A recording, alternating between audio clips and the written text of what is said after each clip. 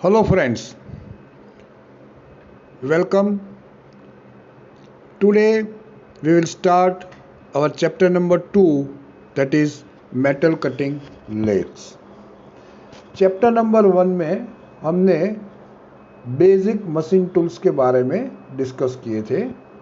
जितने भी machine tools है, for example metal cutting lathes, drilling, boring, milling, broaching, वो सब के बारे में हमने इंट्रोडक्टरी जानकारी ली थी। नाउ ये जो चैप्टर हमारा दूसरा है, उसमें हम स्पेशली बात करेंगे मेटल कटिंग लेथ्स। जो लेथ का जो बेसिक जो वर्किंग प्रिंसिपल है वो क्या है। Before going to this principle, हम लेथ के बारे में थोड़ी जानकारी ले लें। लेथ जो मशीन है वो सबसे पहले डेवलप हुआ, वो एक अद्भुत foreigner of all machine tools. जितने भी मशीन टूल्स है, जितने भी मतलब जैसे लेथ है, ड्रिलिंग है, बोरिंग है, मिलिंग है, शेपर है, प्लानर है, उसमें सबसे बढ़िया टाइप का जो एक मशीन है दैट इज लेथ। उसमें जो सेंट्रल लेथ है that is use to manufacture cylindrical shapes from a range of materials including steels and plastics. उसका मतलब है कि आप कोई भी मेटालिक मटेरियल के ऊपर आपको टर्निंग करके या लेथ के मशीन ऊपर मशीनिंग करके आप सिलिंड्रिकल शेप बना सकते हैं। This lathes are very versatile. मतलब उसमें बहुत सारा आप ऑपरेशंस कर सकते हैं। ऐसा नहीं है कि सिर्फ आप सिलिंड्रिकल पार्ट्स ही बना सकते हो, लेकिन उसमें बहुत सारा अटैचमेंट आप करके आप टर्निंग, टेपरिंग मतलब टेपर डायमीटर। उसका मतलब क्या हुआ टेपर मतलब कि फॉर एग्जांपल आपके पास राउंड रॉड है, एक साइड का डायमीटर 30 mm है और दूसरे साइड का डायमीटर 40 mm है, that is known as a tapering. Form cutting मतलब आपका जो टूल है वो टूल जो शेप का है वही शेप में आप टर्निंग करेंगे। स्क्रू कटिंग मतलब आपको अगर कोई भी मटेरियल के ऊपर थ्रेड बनाना है, उसको टेपिंग करना है, तो आप लेथ मशीन से कर सकते हैं। फेसिंग मतलब फॉर एग्जांपल आपका वर्कपीस का लेंथ 110 मिलीमीटर है, उसमें से आपको रिड्यूस करके 100 mm करना है, तो 10 mm का मटेरियल आप फेस करेंगे। आप ड्रिलिंग कर सकते हो, बोरिंग कर सकते हो। बोरिंग मतलब enlargement of the drill hole. जैसे मान लो आपने 10 mm का ड्रिलिंग किया है, उसके बाद में वही ड्रिल किया हुआ होल को आप 10 के बदले 15 mm करना चाहते हैं, तो अगर आपने वो ड्रिल किया हुआ होल को एनलार्ज किया तो वो ऑपरेशन कहलाता है बोरिंग। स्पिनिंग मतलब कि आपको जैसे बर्तन बनाना है, तो बर्तन बनाने की जो प्रोसेस है उसको स्पिनिंग मेथड बोलते हैं। ग्राइंडिंग करना है या पॉलिशिंग करना है, ये सब ऑपरेशंस आप लेथ मशीन के ऊपर कर सकते हो। The lathe may be operated by human मतलब मैनुअल लेथ्स और computer control lathes that have been program to carry out a particular task. अभी जो लेटेस्ट जो लेथ मशीन है वो मेजोरिटी सीएनसी टाइप है। सीएनसी मतलब कंप्यूटर न्यूमेरिकल कंट्रोल मशीन्स। आपको क्या करना पड़ता है, सिर्फ आपको उसमें डेटा फीड करने का है। डेटा फीड करेंगे, उस हिसाब से वो मशीन मतलब आपने एक प्रोग्राम बनाया हुआ है, वो प्रोग्राम जो डेटा आपने डाला हुआ है इसी हिसाब से आपका मशीन वर्क करेगा। जैसे मान लो आपके पास 50 mm डायमीटर का कोई वर्क पीस है, आपको उसको 30 mm का करना है, तो आप क्या करेंगे, 50 में से पहला जो टर्निंग का डायमीटर का आप उसमें डेटा डालेंगे, 50 में से 45 करना है, 45 में से 40 करना है, तो बारी बारी टर्निंग इस तरह से होता रहेगा। कितनी लेंथ में करना है कि 100 mm के लेंथ का वर्क पीस है, लेकिन आपको सिर्फ टर्निंग करना है 30 mm में, तो आपको वो डेटा भी अंदर डालना पड़ेगा कि 30 mm तक टूल का मूवमेंट होगा। उसके बाद में ये मशीन वापस आएगा अपनी होम पोजीशन में। होम पोजीशन मतलब जो ओरिजिनल पोजीशन है उसका वहाँ पे। और दूसरा जो टाइप है जो अभी तक मतलब पिछले करीबन 150-200 साल से चल रहा है, ये मैनुअल लेथ। कोई ऑपरेटर उसको ऑपरेट करेगा, तो वो कहलाता है मैनुअल लेथ।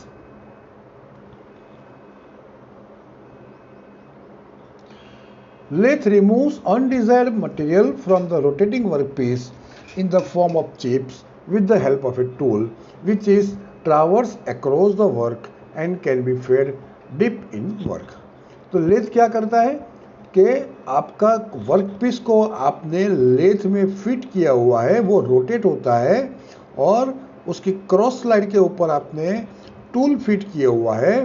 टूल और वर्कपीस दोनों का कांटेक्ट होता है, टूल का मूवमेंट होता है और इसी तरह से वर्कपीस के ऊपर से आप मटेरियल रिमूव करते हो। जो मटेरियल रिमूव होता है उसको चिप्स बोलते हैं, CHIPS, chips.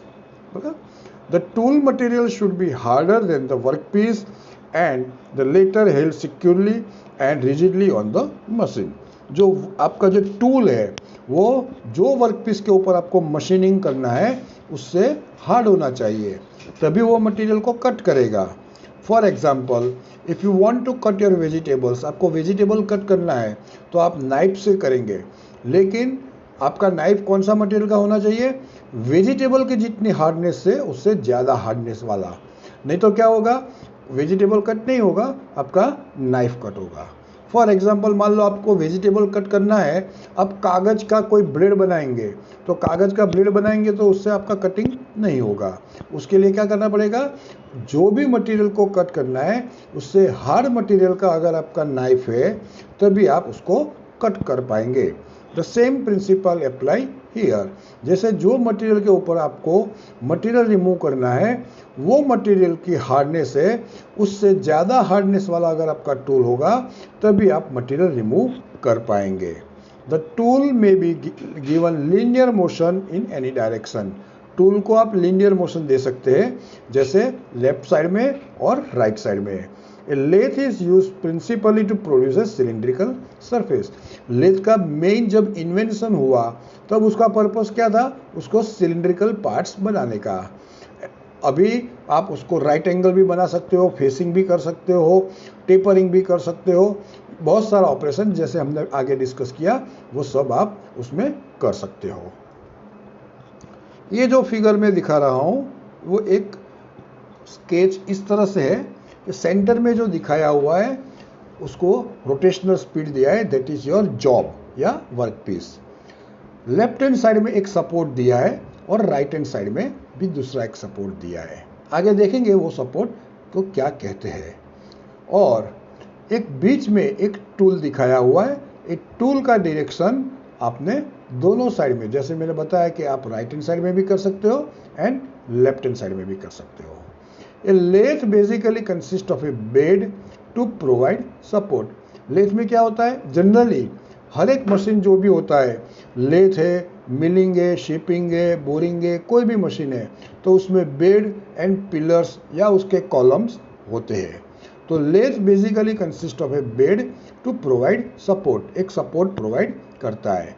A head stock, a cross slide to transverse the tool, a tool post mounted on the cross slide. एक हेड स्टॉक होता है जो लेथ मशीन की लेफ्ट हैंड साइड में होता है, उसको बोलते हैं हेड स्टॉक।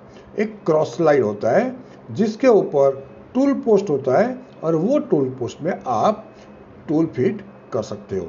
वो टूल का, वो क्रॉस स्लाइड का मूवमेंट आप लेफ्ट साइड, राइट साइड या उसको जो आपका वर्क पीस है उसको परपेंडिकुलर भी आप कर सकते हो। A feed shaft and a lead screw are also provided to power the carriage and the cutting of the threads respectively.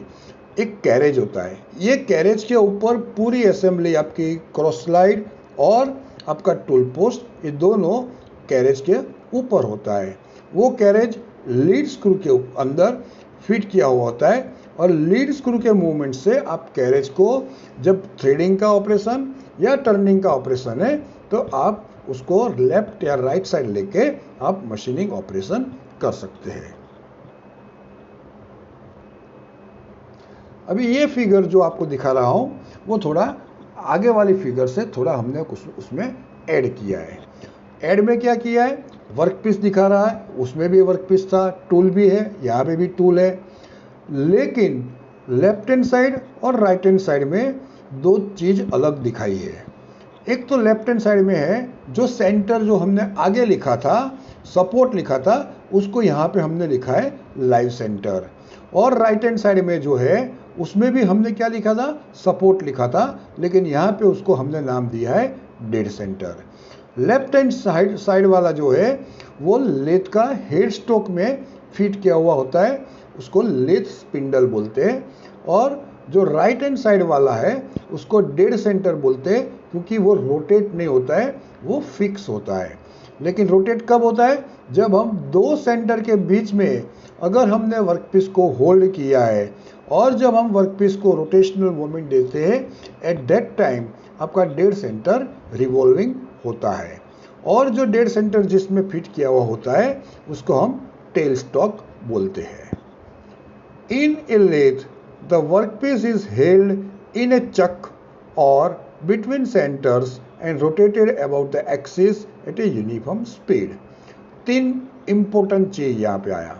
एक तो क्या हुआ, आप वर्कपीस को कहाँ पे होल्ड कर सकते हैं, चक के अंदर, लेकिन ये जो फिगर में दिखाया है वो हमने क्या दिखाया है, बिटवीन सेंटर्स, दो सेंटर के बीच में होल्ड किया हुआ दिखाया है। दूसरा भी एक प्रोसेस है, वो आप चक में फेस प्लेट, जब इरेग्युलर पार्ट्स आपके आते हैं या आपको कुछ मास प्रोडक्शन चाहिए, एट दैट टाइम आपको एक फेस प्लेट लगा के, वो फेस प्लेट आपको चक में फिट करने का रहता है, और फेस प्लेट के ऊपर आप वर्कपीस आपको उसमें हेल्ड कर सकते हैं। तो इम्पोर्टेंट चीज़ क्या हुआ कि आपका जो वर्कपीस है वो आप चक में डायरेक्टली फिट कर सकते हो। चक में जो होते हैं वो जो हम डिटेल में उसका स्टडी करेंगे, कितने टाइप के जो होते हैं, जो का फंक्शन क्या होता है वो हम डिटेल में देखेंगे। लेकिन अभी हम जो बात कर रहे हैं वो है आप वर्कपीस चक के अंदर आप होल्ड कर सकते हो।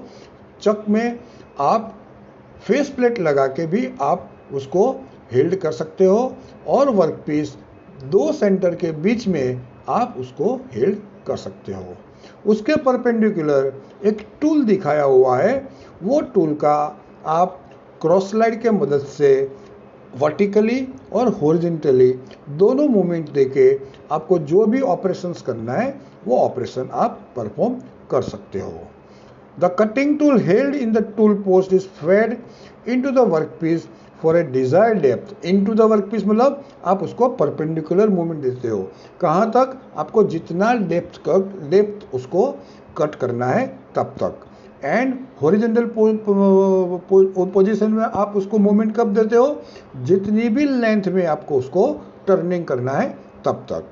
Since There exists a relative motion between the workpiece and the cutting tool। दोनों का मूवमेंट होता है, वर्कपीस का और आपका टूल का। वर्कपीस का मूवमेंट कैसा होता है, रोटेशनल मूवमेंट होता है, और आपका जो टूल है उसका मोशन होता है लीनियर मोशन। ये जो रिलेटिव मोशन के हिसाब से उसमें से आप मशीनिंग या चिप रिमूवल करके आपका जो भी डिजायर्ड शेप चाहिए वो आप प्रोड्यूस कर सकते हो। अभी हम डिस्कस करेंगे कितने टाइप्स के लेथ होते हैं। Basically there are 7 types of lathe. Majority lathe जो जितने भी 7 टाइप के लेथ्स होते हैं वो जनरली उसका फंक्शन तो सेम ही रहता है, लेकिन जो फंक्शन हम कुछ अलग कर सकते हैं, या उसका साइज में छोटा या बड़ा होता है, या प्रिसीशन में ज़्यादा या कम होता है, उसके हिसाब से हमने उसको कैटेगराइज किया हुआ है। Number 1 is speed lathe, number 2 is engine or center lathe, number 3 is bench lathe, number 4 tool room lathe, number 5 capstan and turret lathe, number 6 automatic lathe, and number 7 special purpose lathe। ये जितने भी 7 type के जो lathe है उसमें से 2 या 3 lathe का डिस्कशन हम ये लेक्चर में करेंगे। Number 1 that is speed lathe. तो स्पीड लेथ में क्या उसमें अलग से होता है, स्पीड लेथ टाइप का जो भी लेथ है वो बेसिकली ए सिंपल, जो हमने सबसे पहले जो इन्वेंट हुआ था वो टाइप का एक लेथ है, एकदम सिंपल टाइप का लेथ होता है। It is driven by power and consist of a bed, headstock tailstock and an adjustable slide for supporting the tool. उसमें क्या क्या होता है?